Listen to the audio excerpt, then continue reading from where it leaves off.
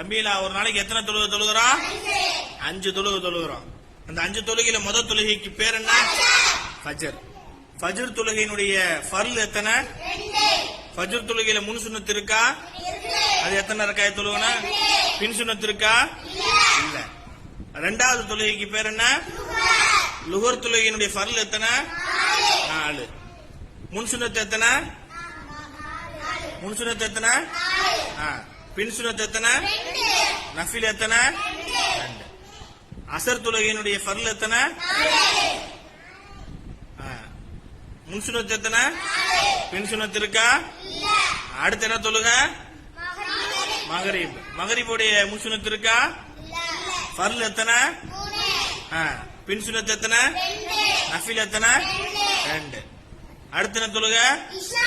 இஷா தொழுகையினுடைய ஃபர்ல் எத்தனை? முன் சுன்னத் எத்தனை? பின் சுன்னத் எத்தனை? நஃபில் எத்தனை? வித்ரு வாஜிப் எத்தனை? வித்ரு வாஜிப் எத்தனை? அடுத்து என்ன தொழுகை?